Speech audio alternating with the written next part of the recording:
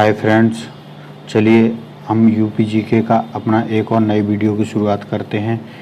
ये हमारा UP GK का 13वां लेक्चर है। ठीक है, इससे पहले हमारे 12 लेक्चर आ चुके हैं, 12 वीडियोस प्लेलिस्ट में हैं, उनको भी देखिएगा।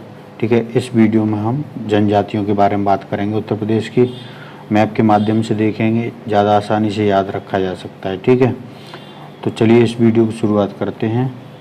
देखो, सबसे पहले मैप के माध्यम से देखने से पहले हम देखेंगे इसको, कुछ फैक्ट्स हैं, कुछ बातें हैं, उनको समझते हैं। तो देखो यहाँ पर, ठीक है, ये मैंने अपने नोट्स के माध्यम से इसको रखा है। ठीक है, समझने का प्रयास कीजिए, ज़्यादा अच्छे से लिखने पर ध्यान ना दे करके ज़्यादा अच्छे से समझाने पर ध्यान देने का प्रयास है मेरा। ठीक है, तो समझने का प्रयास करिए। देखो, उत्तर प्रदेश में जनजाति की हम बात करेंगे, लेकिन उससे पहले एक होता है जनजाति। जनजाति होती क्या है उसके बारे में बात करते हैं। ठीक है, तो जनजाति क्या होती है, तो देखो हमारे यहाँ पर दो तरीके से जनजातियों को परिभाषित किया गया है। वैसे आम बोलचाल की भाषा में हम जानते हैं कि जो भी लोग जंगलों में निवास करते हैं उसे जनजाति कहते हैं। ठीक है, लेकिन 1953 में एक आयोग बना था, काका कालेलकर आयोग। ठीक है, इसने कहा था कि वे एक अलग अनन्य अस्तित्व रखते हैं और लोगों की मुख्य धारा में पूरी तरह से आत्मसात नहीं किए गए हैं। वे किसी भी धर्म के हो सकते हैं। ठीक है, तो उन्होंने जनजातियों के बारे में ये बात कही, मतलब अनन्य अस्तित्व रखते हैं, मतलब उनका अपना खुद की लाइफ है, खुद का अपना लाइफ स्टाइल है। ठीक है, लोगों की मुख्य धारा से पूरी तरह से आत्मसात, मतलब लोगों से ज़्यादा मिलते जुलते नहीं हैं, और वो किसी भी धर्म के हो सकते हैं, हिंदू, ईसाई, बौद्ध, जैन, कुछ भी हो सकते हैं। ठीक है, मुस्लिम भी हो सकते हैं। तो ये काका कालेलकर जी ने कही थी बात। ठीक है, उसके अलावा हमारे यहाँ संविधान में भी इस बात की चर्चा करी गई है। तो संविधान में अनुच्छेद 263 में परिभाषाएँ दी गई हैं। अनुच्छेद 266 में परिभाषाएं दी गई हैं। उसी के सब क्लॉज 25 में अनुसूचित जाति की परिभाषा की बात करी गई है। उसमें कहा गया है, ठीक है, जो अनुच्छेद 343 में बात कही गई है वही अनुसूचित जनजाति की परिभाषा है। तो मतलब इसमें अनुसूचित जनजाति की परिभाषा के बारे में कहा गया है, लेकिन जो वास्तविक परिभाषा है वो अनुच्छेद 342 में दी गई है। ठीक है, तो जो अब हम जो दो क्लॉज देखेंगे वो अनुच्छेद 342 के हैं। ठीक है, अब देखो क्या कहा गया है। तो अनुच्छेद 342 के सब क्लॉज 1, ठीक है, उसमें कहा गया है कि राष्ट्रपति, ठीक है, अब राष्ट्रपति राज्यपाल के परामर्श के बाद किसी जाति या समुदाय को लोक अधिसूचना के द्वारा अधिसूचित कर सकता है। यानी राष्ट्रपति को यह अधिकार है कि वो किसी भी जाति या समुदाय को जनजाति का दर्जा दे सकता है। ठीक है, अधिसूचना के द्वारा, लेकिन किसके परामर्श से? पहले राष्ट्रपति राज्यपाल से परामर्श करेगा। कौन से राज्यपाल से? जिस राज्य की जनजाति को वो दर्जा दे रहा है। ठीक है, उस वहाँ के राज्यपाल से परामर्श करेगा। अगर केंद्र शासित प्रदेश है, ठीक है, तो वहाँ का जो भी प्रशासक होगा उससे परामर्श करेगा। ठीक है, अब देखो, अब ये तो हो गया कि अधिसूचना के द्वारा राष्ट्रपति ने अधिसूचित कर दिया। ठीक है, लोग अधिसूचना जारी कर दी। उसके बाद संसद से भी इसकी अनुमति लेनी पड़ती है। तो उसके लिए क्या है, संसद विधि द्वारा जनजाति को खंड 1 के अधीन दी गई अधिसूचना को विनिर्दिष्ट अनुसूचित जनजाति में सम्मिलित कर सकेगी। ठीक है, मतलब जो खंड 1 में जो अधिसूचना दी गई है उसको कानून के रूप में संसद में रखा जाएगा। संसद फिर उसमें जो शामिल करी गई है उसको संसद के माध्यम से कानून से पास होकर के वो जनजाति में शामिल हो जाएंगी। संसद उसमें अपवर्जित भी कर सकती, मतलब उससे हटा भी सकती है। ठीक है, किंतु ये बात यहाँ याद रखने वाली है, संसद अपनी मर्जी से नहीं कर सकती। केवल जो चीज़ें राष्ट्रपति ने लोक अधिसूचना के माध्यम से बताई है कि इस जाति को शामिल करना है या इसको हटाना है, तो उसी को केवल संसद पास करेगी। तो यही बात यहाँ कही गई। किंतु जैसा कि ऊपर कहा गया है, उसके सिवाय उक्त खंड के अधीन निकाली गई अधिसूचना में पश्चातवर्ती अधिसूचना द्वारा परिवर्तन नहीं किया जा सकता। संसद अपनी मर्जी से किसी जाति को जनजाति के लिए नहीं जोड़ सकती, न हटा सकती। ये राष्ट्रपति राज्यपाल के परामर्श के द्वारा ही जोड़ता है या हटाता है। अधिसूचना जारी करने के बाद ये संसद के समक्ष रखा जाता है। संसद में दोनों सदनों से पास होकर के ये कानून बन जाता है। ठीक है, अभी हम एक अपने अमेंडमेंट बिल की बात करेंगे जिसमें उत्तर प्रदेश की गोंड जनजाति के 4 जिलों में एससी का दर्जा दिया गया, उससे ये बात और ज़्यादा स्पष्ट होगी। ठीक है, तो देखो ये हमने देखा कि किस तरीके से जो है यहाँ पर हमारे यहाँ पर अनुसूचित जनजाति के बारे में उल्लेख मिलता है। ठीक है, ये हो गया, आयोग ने बताया है कि परिभाषा क्या है, ये हमारे संसद में क्या, संविधान में क्या प्रावधान है, ये चीज़ हमने जानी। संसद नियम बना सकती है, ये भी जाना। राष्ट्रपति अधिसूचना जारी करता है। लेकिन हमारे यहाँ पर एक चीज़ और है कि अनुच्छेद 338 के माध्यम से हमारे यहाँ पर मूल संविधान में ही अनुसूचित जाति एवं जनजाति आयोग था। ठीक है, लेकिन 89वें संविधान संशोधन 2003 के द्वारा राष्ट्रीय अनुसूचित जनजाति आयोग की स्थापना करी गई। ठीक है, शेड्यूल कास्ट से हटा करके अलग आयोग का निर्माण किया गया इसके लिए। ठीक है, तो इसके लिए अब कौन सा अनुच्छेद हो गया, 338A। ठीक है, कौन सा हो गया, 338A। ठीक है, तो इसमें राष्ट्रीय अनुसूचित जनजाति आयोग बन गया है। ठीक है, कौन से एक्ट के माध्यम से, तो 89वें संविधान संशोधन 2003 के माध्यम से। कब से ये जो है बना है, 19 फरवरी 2004 को ये बना। इसके प्रथम अध्यक्ष कौन थे, तो कुंवर सिंह इसके प्रथम अध्यक्ष थे। वर्तमान अध्यक्ष हैं इसके हर्ष चौहान। ठीक है, हर्ष चौहान उसके वर्तमान अध्यक्ष हैं। तो ये हमने जाना। अब देखते हैं आगे, यहाँ पर ये 2 बातें और हैं। उत्तर भारत की जनजातियों के बारे में हम पूरे नहीं बात कर रहे हैं, उत्तर प्रदेश की बात कर रहे हैं, इसलिए हमने भारत की जनजातियों के बारे में हम फिर कभी किसी और वीडियो में बात करेंगे। ठीक है, लेकिन ये 2 बातें हम जान लेते कि भारत में एसटी की जनसंख्या कितनी है, तो 8.6% है। 744 कुल जनजातियां हैं, 22 राज्यों में पाई जाती हैं, जिनमें से उत्तर प्रदेश भी एक है। ठीक है, हालांकि उत्तर प्रदेश में काफ़ी कम संख्या है जनजातियों की। तो चलिए आगे देखते हैं। यहाँ पर अब देखो, यहाँ पर यह है, इसको थोड़ा जूम करते हैं। अब जैसा कि हमने देखा कि राष्ट्रपति अधिसूचना जारी कर सकता है, संसद कानून बना के उसको जनजाति का दर्जा दे देती है। ठीक है, लेकिन उसके लिए मापदंड क्या हैं, किस व्यक्ति को जनजाति में शामिल किया जाएगा या किस जाति को जनजाति में शामिल किया जाएगा, इसके लिए मापदंड क्या है, तो ये मूल संविधान में और ना ही किसी कानून में बताया गया है। ठीक है, तो ये 2017 में जनजाति मंत्रालय ने एक प्रेस नोट निकाल करके इसकी बताया था। ठीक है, कि एसटी में शामिल होने के लिए 5 मानदंड बताए हैं। तो ये कौन कौन से हैं। ठीक है, तो प्रीमेटिव ट्राइब्स, यानी कि प्रीमेटिव होता है वो ज़्यादा मतलब किसी से मिलते जुलते नहीं हैं। ठीक है, अलगाव की स्थिति में रहते हैं। ठीक है, तो ये हो गया प्रीमेटिव ट्रेड्स। उसके बाद जियोग्राफिकल आइसोलेशन, भौगोलिक रूप से भी वो अलग रहते हैं।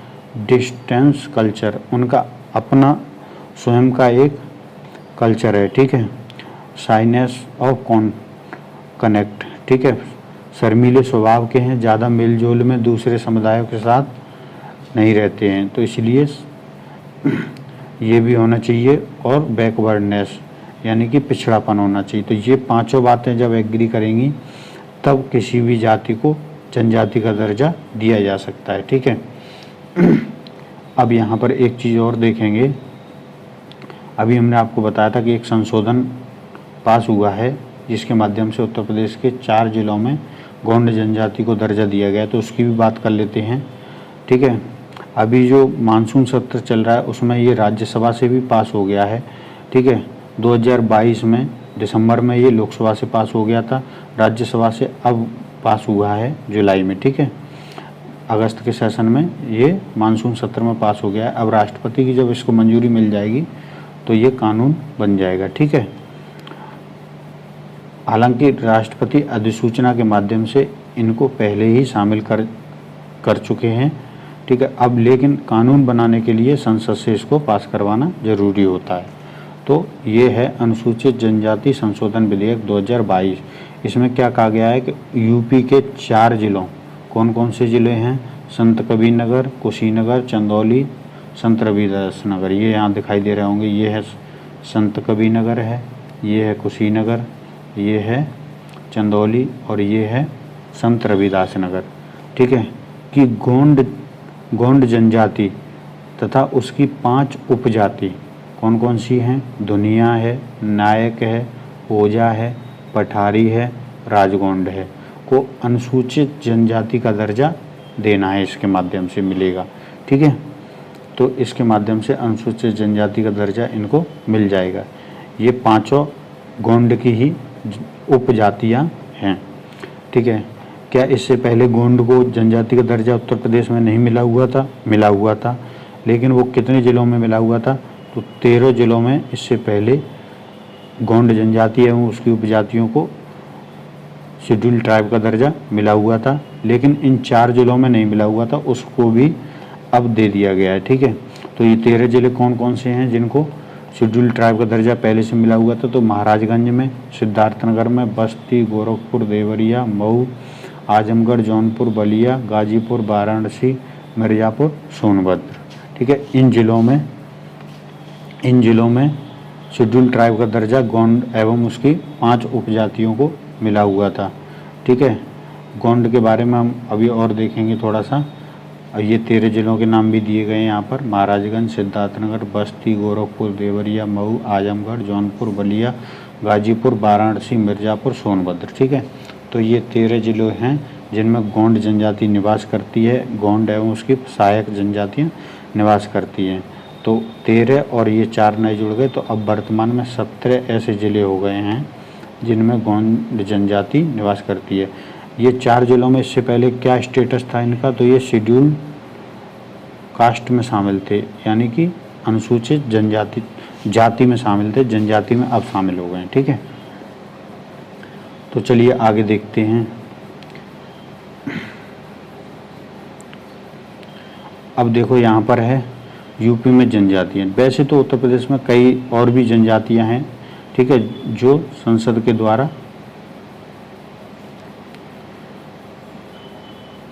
देखो यूपी में जनजातियाँ 75 से अधिक जनजातियाँ हैं, लेकिन उनको संसद के द्वारा जनजाति का दर्जा नहीं दिया गया है। लेकिन जो आम बोलचाल की भाषा में हम कह सकते हैं कि वो जनजाति हैं, क्योंकि जंगलों में निवास करती हैं। लेकिन जो उत्तर प्रदेश में जनजाति हैं उनके बारे में हम बात करेंगे तो भारत की कुल अनुसूचित जनजाति का 1.01, ठीक है, 1.01% उत्तर प्रदेश में मिलती है। कितना? 1.01, यानी कि पूरे इंडिया में जितनी भी अनुसूचित जाति है उसका कितने प्रतिशत? 1.01% यहाँ पर निवास करती है। सबसे ज़्यादा अनुसूचित जनजाति की संख्या कहाँ पर है? तो वो है मध्य प्रदेश में, ठीक है।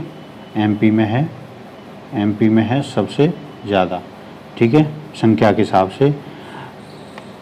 उसके बाद कुल जनसंख्या की बात करें तो उत्तर प्रदेश में कितनी जनजाति है? तो 11,34,273 है, ठीक है। 11,34,273 है, जो कितने प्रतिशत है उत्तर प्रदेश की जनसंख्या का? 0.57%, जिसे हम लगभग में 0.6% भी कह सकते हैं, ठीक है। लिंगानुपात कितना है? तो 951 लिंगानुपात है, ठीक है। 1000 पुरुषों की तुलना में 951 महिलाएं पाई जाती हैं, ठीक है, मिलती हैं। उसके बाद आते हैं कहाँ पर सबसे ज़्यादा जो है जनजाति रहती है? तो सर्वाधिक जनसंख्या जनजाति की कौन से ज़िलों में? और सबसे न्यूनतम। वैसे तो मुख्य रूप से पहला ही नाम याद रखना है आपको, लेकिन कभी कभी एग्जाम में 3 तक भी पूछ लिए जाते हैं, तो एक बार इसको जरूर देखिएगा। तो सर्वाधिक जनसंख्या कहाँ पर है, तो सर्वाधिक है सोनभद्र में, उससे कम थोड़ी सी बलिया में, फिर देवरिया, कुशीनगर और ललितपुर में। ये क्रम है घटते हुए क्रम में, ठीक है। उसके बाद न्यूनतम जनसंख्या बागपत में है, न्यूनतम जनसंख्या उससे थोड़ी बढ़ के कन्नौज, फिर बदायूं, एटा, औरैया, कासगंज, ठीक है। ये क्रम है। 2 नाम विशेष रूप से आपको याद रखने एग्जाम में पूछे जाते हैं। सर्वाधिक जनसंख्या सोनभद्र में है जनजाति की, और न्यूनतम जनसंख्या जनजाति की बागपत में है, ठीक है। ये प्रश्न एक पूछा गया था कि कोई जनजाति नहीं पाई जाती, तो ये फैजाबाद और जालौन इसका उत्तर है। वैसे तो हर जिले में ही लगभग जनजाति मिल जाती है, लेकिन आधिकारिक रूप से उत्तर प्रदेश में फैजाबाद और जालौन में कोई जनजाति नहीं पाई जाती, ठीक है। यूपी में सरकार ने अधिसूचना के माध्यम से कितनी जनजातियों को दर्जा दे रखा है, तो वो भी देखते हैं यहाँ पर। देखो 1967 में जब उत्तराखंड भी यूपी का ही हिस्सा था, तब 5 जनजातियों को दर्जा दिया गया था अधिसूचित जनजाति का। थारू, बुक्सा, जौनसारी, भोटिया, राजी, ठीक है। तो ये थी 5 जनजाति 1967 में। लेकिन 2000 में उत्तराखंड के अलग होने के बाद जो है केवल 2 अधिसूचित जाति यहाँ पर उत्तर प्रदेश में रह गई। ये चली गई कहाँ पर, उत्तराखंड में, ठीक है। हालांकि इनकी संख्या उत्तर प्रदेश में भी पाई जाती है। तो उसके बाद 2003 में 10 नई और जातियों को अधिसूचित जनजाति में शामिल किया गया, ठीक है, 2003 में। तो 2 पहले की और ये कुल 10 हो गई, ठीक है। तो कुल 12 जनजाति, 10 और 2 12 जनजाति अधिसूचित जनजाति में उत्तर प्रदेश में आती है, ठीक है। और वैसे पहले की ये 5 और ये 10 जोड़ करके कुल 15 जनजाति उत्तर प्रदेश में मुख्य रूप से मिलती हैं, ठीक है, जिनकी हम अभी चर्चा करेंगे। तो चलिए आगे देखते हैं। अब ये 15 जनजाति हैं जो मुख्य रूप से उत्तर प्रदेश में पाई जाती हैं। तो चलिए इनको देख लेते हैं एक बार जल्दी से, और फिर इसको मैप के माध्यम से देखेंगे। तो देखो यूपी में 15 मुख्य जनजातियां पाई जाती हैं। सबसे पहली है भोतिया, बुक्सा, जौनसार, राजी, थारू, गोंड एवं उसकी 5 उपजातियां खरवार, ठीक है। तो देखो ये हमने बताया था कि भोतिया, बुक्सा और जौनसार ये मुख्य रूप से उत्तराखंड में पाई जाती हैं। उत्तराखंड के अलग होने के बाद इनकी संख्या उत्तर प्रदेश में कम रह गई है, काफ़ी कम रह गई। तो ये 3 हटा देंगे तो 12 शेष रह जाएंगी, ठीक है। इसमें बुक्सा नहीं होगा, सॉरी, इसमें राजी होगा, ठीक है। ये 3 होंगी, भोटिया होगी, जौनसारी होगी और राजी होगी, ठीक है। बुक्सा तो उत्तर प्रदेश में अधिसूचित जनजाति है, ठीक है। अब देखो भोटिया या भोतिया कहाँ पाई जाती है, पर्वतीय क्षेत्रों में पाई जाती है, मुख्य रूप से उत्तराखंड और उत्तराखंड से लगते हुए उत्तर प्रदेश के ज़िले जैसे बिजनौर, मुरादाबाद, ठीक है, मुजफ्फरनगर, इन ज़िलों में थोड़ी मात्रा में ये पाई जाती है। मैप के माध्यम से अभी देखेंगे, ठीक है। फिर है बुक्सा कहाँ पाई जाती है, ये भी बिजनौर में पाई जाती है और मुख्य रूप से उत्तराखंड में, ठीक है। उसके बाद है जौनसारी उत्तराखंड में मुख्य रूप से पाई जाती है, लेकिन उत्तर प्रदेश के पुरौल क्षेत्र में बिजनौर ज़िले में ये पाई जाती है, ठीक है। उसके बाद है राजी, ये उत्तराखंड में मुख्य रूप से पाई जाती है और उत्तराखंड से लगते हुए कुछ ज़िलों में, ठीक है, बिजनौर जो हैं मुख्य रूप से उनमें पाई जाती है। उसके बाद आगे देखते हैं, आगे है थारू कहाँ पाई जाती है, तो ये भी उत्तराखंड और नेपाल के तराई के क्षेत्र जो है, ठीक है, वहाँ पर पाई जाती है। विशेष रूप से गोरखपुर, महाराजगंज, लखीमपुर खीरी, ठीक है, श्रावस्ती, बहराइच, बलरामपुर आदि जिलों में ये पाई जाती है थारू। अभी मैप के माध्यम से देखेंगे। उसके बाद गोंड और इसकी 5 उपजातियाँ कौन कौन सी हैं, दुनिया, नायक, ओझा, पठारी, राजगोंड। तो ये अभी हमने बताया था कि उत्तर प्रदेश के 17 ज़िलों में ये फैली है, ठीक है। 17 ज़िलों में पाई जाती है। 13 ज़िले हमने अभी लिस्ट दी थी, तो 13 ज़िलों में प्लस 4 जो अब नए शामिल कर लिए गए, तो वो, ठीक है। तो गोंड की बात हो गई। उसके बाद आगे देखते हैं,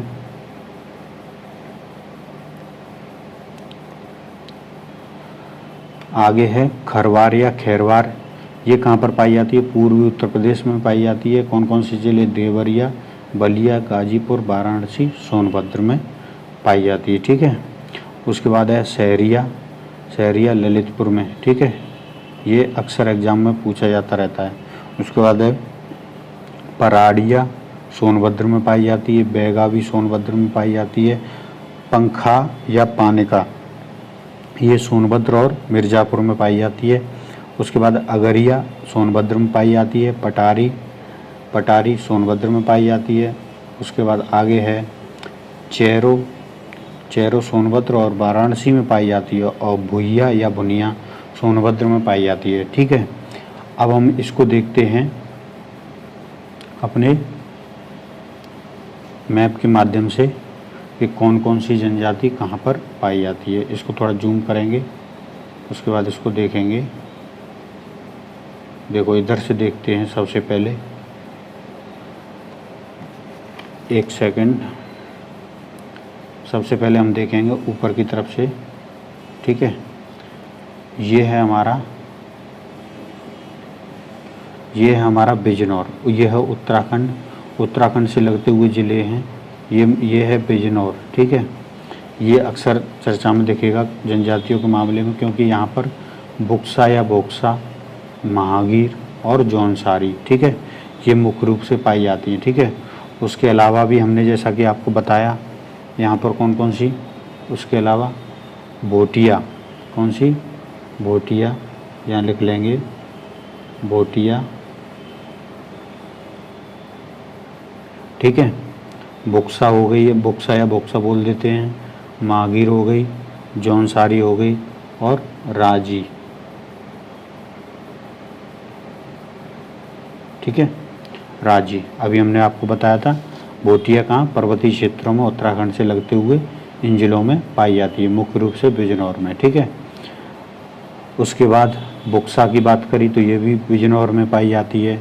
जौनसारी भी बिजनौर में पाई जाती है, पुरौल क्षेत्र है। ठीक है, और राजी भी इन्हीं क्षेत्रों में, उत्तराखंड से लगते हुए क्षेत्रों में पाई जाती है। लेकिन ये चारों जनजातियाँ उत्तराखंड की मुख्य जनजातियाँ हैं। ठीक है, उसके बाद अगली हम जनजाति की बात करते हैं अपनी, ये है हमारी थारू जनजाति। ठीक है, तो ये नेपाल से लगे हुए, ये है हमारा नेपाल, ये अंतर्राष्ट्रीय सीमा है, उससे लगे हुए ये पूरा जो क्षेत्र रेड मार्क हो रखा है, ये पूरा तराई का क्षेत्र है। इसमें पाई जाती है आपकी कौन सी? थारू जनजाति। ठीक है, तो थारू जनजाति कौन कौन से ज़िले? मुख्य रूप से इधर गोरखपुर हो गया, महाराजगंज हो गया, सिद्धार्थनगर हो गया, बलरामपुर, श्रावस्ती, बहराइच, लखीमपुर खीरी, पीलीभीत। ठीक है, तो इन जिलों में मुख्य रूप से थारू जनजाति पाई जाती है, तराई क्षेत्र में पाई जाती है। तो अब हमने देखा, उसके बाद आगे देखते हैं। उसके बाद अगली जनजाति है हमारी बहुत ही फेमस, खरवार या खैरवार जनजाति। ठीक है, तो इसमें हमने 3 ही मार्क किए हैं, लेकिन ये इस पूरे रीजन में पाई जाती है। ठीक है, इस पूरे रीजन में पाई जाती है। कौन कौन से ज़िले मुख्य रूप से आ जाते हैं इसमें? देवरिया आ जाता है, बलिया आ जाता है, मऊ, गाजीपुर, वाराणसी, चंदौली, मिर्ज़ापुर और सोनभद्र। इसमें खैरवार जनजाति पाई जाती है। ठीक है, पूर्वी उत्तर प्रदेश बोल देते हैं इसको, क्या बोल देते हैं? तो पूर्वी उत्तर प्रदेश। ठीक है, पूर्वी यूपी। तो खरवार या खैरवार कहाँ पाई जाएगी? पूर्वी उत्तर प्रदेश। कौन कौन से ज़िले हो जाएंगे? तो देवरिया, बलिया, गाजीपुर, चंदौली, वाराणसी, मिर्ज़ापुर, सोनभद्र, ये मुख्य रूप से ये ज़िले हो गए। उसके बाद अगली जनजाति हम देखते हैं, ये हैं हमारी सोनभद्र की कुछ जनजातियाँ। ये वाली जो लिस्ट है इधर की जो पूरी, ये सोनभद्र में केवल पाई जाती हैं। ठीक है, हालांकि संख्या थोड़ी बहुत मिलती है, लेकिन मुख्य रूप से सोनभद्र में पाई जाती कौन कौन सी हैं? तो बहरिया, बैगा, पटारी, अगरिया, भुइया। ठीक है, भुइया, ये 5 जनजातियाँ सोनभद्र में पाई जाती हैं, बहरिया, बैगा, पटारी, अगरिया, भुइया। ठीक है, उसका एक और जनजाति है चेरो जनजाति। चेरो जनजाति हमारी कहाँ पर पाई जाती है? तीर से मार्क हो रहा है, तो सोनभद्र में पाई जाती है और वाराणसी में पाई जाती है चेरो। उसके बाद आती है पंखा या पानिका, ठीक है, पंखा या पानिका, ये है हमारी मिर्ज़ापुर और सोनभद्र में, ठीक है, मिर्ज़ापुर और सोनभद्र में पाई जाती है। उसके बाद अगली है हमारी ललितपुर में, सहरिया जनजाति ललितपुर में पाई जाती है, ठीक है। तो अब हमारी एक बार लिस्ट अपनी जो अभी हमने बताई थी पूरी उसको देखेंगे ध्यान से, एक बार और रिवाइज करेंगे जल्दी। तो देखो, भोटिया जनजाति कहाँ पाई जाती है? भोटिया जनजाति पाई जाती है बिजनौर में। राजी जनजाति कहाँ पाई जाती है? उत्तर प्रदेश में बिजनौर में। उत्तराखंड की ये मुख्य जनजाति है। उसके अलावा बिजनौर में बुक्सा या बोक्सा, महागीर और जौनसारी जनजाति भी पाई जाती है, ठीक है। तो ये बिजनौर एवं उसके आसपास के क्षेत्रों में, मुख्य रूप से बिजनौर में। उसके बाद अगली हमारी जनजाति कौन सी थी? तो ये थी थारू। एकदम क्लियरिटी होनी चाहिए, बिल्कुल कन्फ्यूजन नहीं होना चाहिए, ठीक है। थारू कहाँ तक पाई जा रही है? ये लखीमपुर खीरी और पीलीभीत से लगते हुए क्षेत्र तक पाई जा रही है। तराई के, नेपाल के तराई के क्षेत्रों में पाई जा रही है। कौन कौन से जिले पड़ जाते हैं इसमें?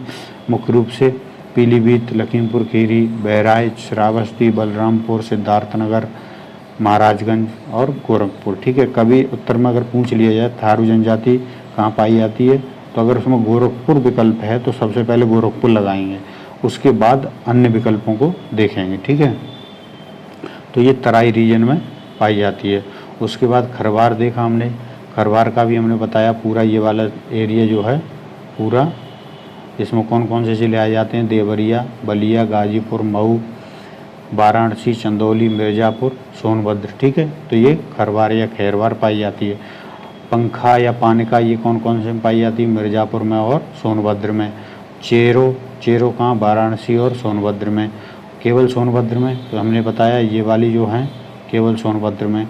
बहरिया, बेगा, पटारी, अगरिया, भुइया, ठीक है, ये केवल सोनभद्र में। उसके बाद सहरिया पाई जाती है ललितपुर में, ठीक है। सर्वाधिक जनसंख्या उत्तर प्रदेश में कौन सी जनजाति की है? तो सर्वाधिक जनसंख्या है गोंड जनजाति की, ठीक है, 5.6 लाख है, ठीक है। उसके बाद खरवार जो जनजाति समूह है वो है। उसके बाद थारू जनजाति समूह, ठीक है। ये हो गई घटते क्रम में, सबसे ज़्यादा गोंड, उसके बाद खरवार, उसके बाद थारू, ठीक है। उसके बाद ये विस्तार से थोड़ा देखेंगे थारू जनजाति के बारे में। देखो कहाँ पाई जाती? तराई क्षेत्र में हमने आपको बताया था, महाराजगंज, सिद्धार्थनगर, श्रावस्ती, बहराइच, लखीमपुर खीरी, गोरखपुर आदि में बताया था, मैप के माध्यम से बताया था, ठीक है। तो इसमें बिल्कुल अब कन्फ्यूजन नहीं होना चाहिए। 102 बार आप देखो उसको, अगर नहीं सही से ये ध्यान में आ रहा है तो। थारू विकास परियोजना की शुरुआत कब करी गई? तो 2 अक्टूबर 1980 में। ये किरात वंश से संबंधित हैं, ठीक है। छोटा कद, पीली चमड़ी होती है। अभी इस वीडियो में इनकी पिक भी लगाई हुई है, आगे देखेंगे अभी, ठीक है। चौड़ी मुखाकृति होती है। मुख्य भोजन इनका क्या होता है? चावल और मछली होता है मुख्य भोजन, ठीक है। ये अपने भोजन को ऐसे हम लोग बोलते हैं, सुबह के भोजन को जैसे कलेवा बोलते हैं, दोपहर के भोजन को मिजनी बोलते हैं, शाम के भोजन को बेरी बोलते हैं, ठीक है। इन्हीं के भोजन में एक जाड़ शामिल होता है। जाड़ क्या होता है? तो जो चावल से शराब बनाते हैं, मदिरा बनाते हैं, तो ये जाड़ इनका बहुत फेमस होता है। उसके बाद घर निर्माण कैसे करते हैं? तो लकड़ी के लट्टों और नरकुलों से, ये मतलब लकड़ी से अपना घर बनाते हैं, ठीक है। संयुक्त परिवार में रहते हैं, हिंदू धर्म को मानते हैं। मातृसत्तात्मक परिवार होता है, यानी कि माता की ज़्यादा चलती है इनके परिवार में जो है। विधवा विवाह को जो है ये मान्यता देते हैं। विधवा विवाह जब होता है तो लठ भरवा भोज एक देते हैं, जैसे शादियों में भोज होता है उसी तरीके से लठ भरवा भोज ये देते हैं। दीपावली, ये हिंदू हैं लेकिन ये रावण का वंशज अपने को मानते हैं, तो इसलिए ये दीपावली को शोक का त्यौहार मनाते हैं, ठीक है। उसके अलावा ये होली के पर्व के पास में ये बजहर पर्व आयोजित करते हैं, ठीक है, जिसमें ये नशा भी करते हैं, ठीक है। उसके बाद इनमें विवाह कैसा होता है? तो बदला विवाह प्रचलित होता है बिना दहेज के, ठीक है। दहेज नहीं लेते हैं, बदला विवाह होता है। कैसे? तो आपस में देखो, ये वर पक्ष अपनी एक कन्या इधर देगा तो दूसरी वो इधर अपनी एक कन्या देगा, तो इस तरीके से बदला विवाह को प्रचलन चलता है इनमें, ठीक है। उसके बाद अगली जनजाति, इसके अलावा एक और फैक्ट है यहाँ पर, ये थारू जनजातियों के विकास के लिए उनको पढ़ाई लिखाई के लिए उनके लिए एक महाविद्यालय खोला गया है लखीमपुर खीरी में, ठीक है। तो ये भी याद रखें, लखीमपुर खीरी में इनके लिए, इनकी शिक्षा के लिए महाविद्यालय खोला गया है। उसके बाद आगे देखते हैं, आगे जौनसारी के बारे में बात करते हैं थोड़ा विस्तार से। ये उत्तराखंड में पाई जाती है मुख्य रूप से, और उत्तर प्रदेश के पुरौल क्षेत्र में पाई जाती है। जैसा कि हमने अभी बताया था, खस जाति के वंशज हैं ये, और बहुपति प्रथा इनमें प्रचलित, बहुपति प्रथा, बहुत से पति इनमें होते हैं। उसके बाद अगली है बुक्सा। बुक्सा कहाँ पाई जाती है? ये भी बिजनौर में पाई जाती है। ये खुद को पटवार राजपूत के घराने से संबंधित बताते हैं, ठीक है। हिंदी भाषा है इनकी। पंचायत का सर्वोच्च, यानी कि ये अपने मामलों को खुद ही निपटा लेते हैं, ठीक है। कोई झगड़ा अगर विवाद होता है तो इनकी एक पंचायत होती है जिसको तखत बोलते हैं, तो उसके माध्यम से ये उसको सॉल्व करते हैं। चामुंडा देवी की पूजा करते हैं, कृषि करते हैं, ठीक है। बुक्सा जनजाति विकास परियोजना की शुरुआत 1983-84 में करी गई, ठीक है। इनमें विवाह कैसा है? तो गृह विवाह पद्धति इनमें प्रचलित है, ठीक है। ये क्या होती है? तो वर पक्ष वधु पक्ष का मूल्य देता है, यानी कि उसकी एक वैल्यू देता है, पैसा देता है उनको, तब जो है लाता है, ठीक है। उसको मालगति बोला जाता है, जो पैसा दिया जाता है, जो रकम दी जाती है उसको मालगति बोला जाता है, ठीक है। उसके बाद आगे देखते हैं, अब थोड़ा और देखते हैं इनको।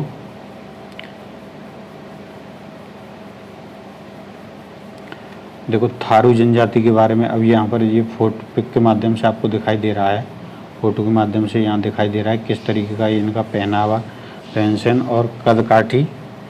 देखो थारू जनजाति उत्तर प्रदेश की सबसे बड़ी जनजाति है। देखो एक चीज़ यहाँ याद रखिए, कन्फ्यूज नहीं होना है, गोंड जनजाति जनसंख्या की दृष्टि से सबसे बड़ी है, ठीक है। लेकिन यहाँ कह रहा है कि ये थारू जनजाति, तो ये ऑफिशियल वेबसाइट से लिया गया है सबसे बड़ी जनजाति, ठीक है। तो ये पुराने आंकड़े हैं, अभी तक इन्होंने अपडेट नहीं किए हैं, ठीक है। जो गोंड जनजाति के जो और ज़िले शामिल हो जाएंगे तो और इनकी संख्या लगभग 12 लाख के करीब पहुंच जाएगी, जबकि उनकी जनसंख्या केवल 1 लाख के करीब है, ठीक है। तो ये पुराने आंकड़े हैं, उसी को ये साइट पर लिखा है, ठीक है। लेकिन मुख्य रूप से गोंड सबसे ज़्यादा जो है उत्तर प्रदेश में संख्या में पाई जाती है।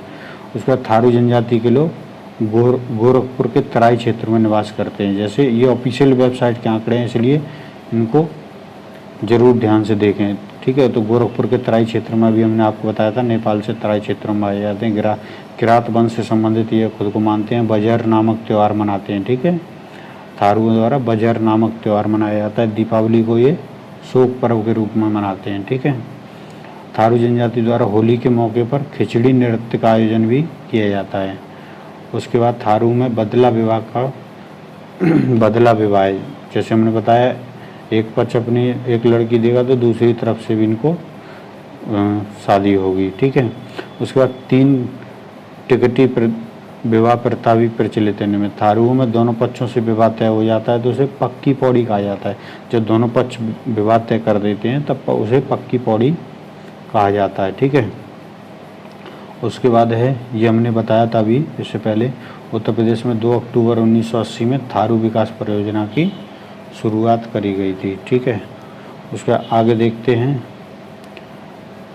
ये देखो जौनसारी किस तरीके के होते हैं, ये फ़ोटो के माध्यम से आपको दिख रहा है, पिक के माध्यम से, ठीक है। कहाँ पाए जाते हैं? तो उत्तर प्रदेश के पुरौल क्षेत्र में, बिजनौर में मुख्य रूप से पाए जाते हैं, ठीक है। खस जाति का वंशज खुद को ये मानते हैं। सुंदर गोरे चिट्टे गुलाबी पीले रंग होते हैं, सिर लंबा, नाक तीखी, ये सब होते हैं। पढ़ लेना, आप पढ़ सकते हैं इसको। ये यहाँ पर देखने वाली बात है। मुख्य त्यौहार इनके विशु होता है, ठीक है। बैसाख में पंचाई होता है, देवाई होता है, ठीक है। क्या होता है? एक सेकेंड, हाँ, देयाई होता है, नुड़ाई, अठोई, ठीक है। ये इनके त्यौहार हैं।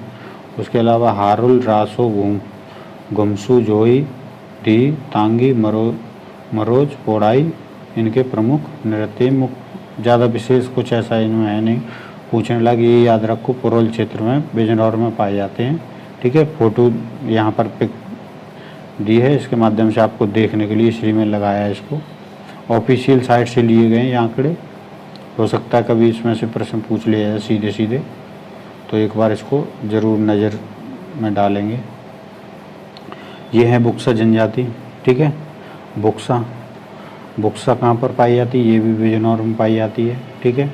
हमने बताया था इनकी जो पंचायत होती है उसको तखत बोलते हैं। 1983-84 में इनकी जनजाति विकास परियोजना शुरुआत करी गई थी, ठीक है। हिंदी भाषा बोलते हैं, ये सब बातें बता चुके। देवनागरी लिपि में, ठीक है। ये वेशभूषा सब पढ़ लेना आप, इसमें कुछ अगर लगे इम्पोर्टेंट तो। इसकी PDF हमारे टेलीग्राम चैनल पर आपको मिल जाएगी, ठीक है। तो टेलीग्राम चैनल पर जुड़िए, इसका लिंक मिल जाएगा वहाँ पर। उसके बाद